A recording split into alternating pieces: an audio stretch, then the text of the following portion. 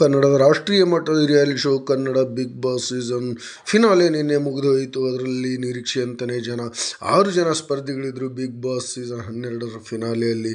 ಅದರಲ್ಲಿ ನಿರೀಕ್ಷೆಯಂತೆ ಧನುಷ್ ಗೌಡರವರು ಕೊನೆಯ ಸ್ಥಾನಕ್ಕೆ ಹೋಗ್ಬಿಟ್ರು. 6ನೇ ಸ್ಥಾನದಲ್ಲಿ ಅವರು ಎಲಿಮಿನೇಟ್ ಆಗಿ ಮನೆಗೆ ಹೋಗ್ಬಿಟ್ರು ಅಂತಲೇ ಹೇಳ್ಬೋದು. ನಂತರದಲ್ಲಿ ಬಂದದ್ದು ಮಿಥುನ್ ರಘು ಅವರು 5ನೇ ಸ್ಥಾನದಲ್ಲಿ ಬಂದು 4ನೇ ರನ್ನರ್ ಅಪ್ ಆಗಿ ಅವರು ಕೂಡ ಮನೆಗೆ ಹೋಗ್ಬಿಟ್ಟಿದ್ರು. ನೋಡಿ, ಕಾವ್ಯ ಸೈ ಅವರು ಗಿಲ್ಲಿ ಜೊತೆ 2ನೇ ಸ್ಥಾನ, 3ನೇ ಸ್ಥಾನ ಬರ್ತಾರೆ ಕೊಂಡಿದ್ವಿ. ಆದರೆ ಕಾವ್ಯ ಸೈವಾಳು ಕೆಳಗೆ ಬಂದ್ಬಿಟ್ಟು ಅಶ್ವಿನಿ ಗೌಡಗೆ 3ನೇ ಸ್ಥಾನವನ್ನು ಕೊಟ್ಬಿಟ್ಲು ಅಂತಲೇ ಹೇಳ್ಬೋದು. ನೋಡಿ, ಅಶ್ವಿನಿ ಗೌಡ ಎಲ್ಲ ಒಂದು ಕಡೆ 4, 5, 6ನೇ ಸ್ಥಾನ ಪಡಿತಾಳೆ ಅಂದರೆ 3ನೇ ಸ್ಥಾನ ಪಡೆದ್ಬಿಟ್ಲು ಅಂತಲೇ ಹೇಳ್ಬೋದು. 2ನೇ ಸ್ಥಾನ, ಮೊದಲನೇ ರನ್ನರ್ ಅಪ್ ಆಗಿದ್ದು ಮಾತ್ರ ರಕ್ಷಿತಾ ಶೆಟ್ಟಿ. ಕರಾವಳಿ ಕುಟ್ಟಿ ರನ್ನರ್ ಅಪ್ ಆದರು ಅಂತಲೇ ಹೇಳ್ಬೋದು. ನಿರೀಕ್ಷೆಯಂತೆ ಗಿಲ್ಲಿ ನಟರವರು ಬಿಗ್ ಬಾಸ್ ಟ್ರೋಫಿಯನ್ನು ಎತ್ತಿ ಹಿಡಿದು ಲಕ್ಷಾಂತರ ಹಣದ ಮೌಲ್ಯವನ್ನು ಪಡೆದುಕೊಂಡು ಇವತ್ತು ರಾಷ್ಟ್ರೀಯ ಮಟ್ಟದಲ್ಲಿ ಹೆಸರಾಗಿದ್ದಾರೆ. ದೊಡ್ಡ ದೊಡ್ಡ ಸೆಲೆಬ್ರಿಟಿಗಳು ಇವರಿಗೆ ಇವತ್ತು ಶುಭಾಶಯಗಳನ್ನು ಕೋರ್ತಾ ಇದ್ದಾರೆ ಅಂತಲೇ ಹೇಳ್ಬೋದು. ವೀಕ್ಷಕರೇ, ಇದೆಲ್ಲವೂ ಡಿಸರ್ವಿಂಗ್ ಆಗಿತ್ತು ಅಂತಲೇ ಹೇಳ್ಬೋದು. ಎಲ್ಲೋ ಒಂದು ಕಡೆ ವ್ಯಕ್ತಿತ್ವ ಅಂತ ಬಂದರೆ ಸ್ವಲ್ಪ ಗಿಲ್ಲಿಗಿಂತ ರಕ್ಷಿತಾ ಶೆಟ್ಟಿ ಸ್ವಲ್ಪ ಉತ್ತಮವಾಗಿದ್ಲು ಅಂತಲೇ ಹೇಳ್ಬೋದು. ಆದರೆ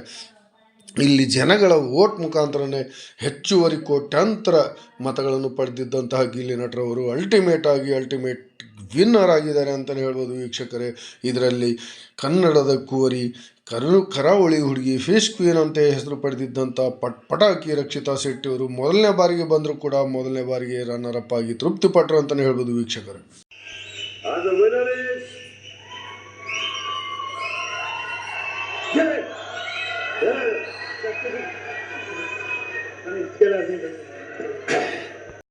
of Big Boss Season 12 is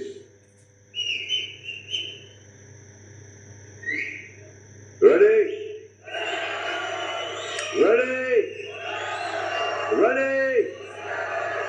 Big Boss Season 12 winner is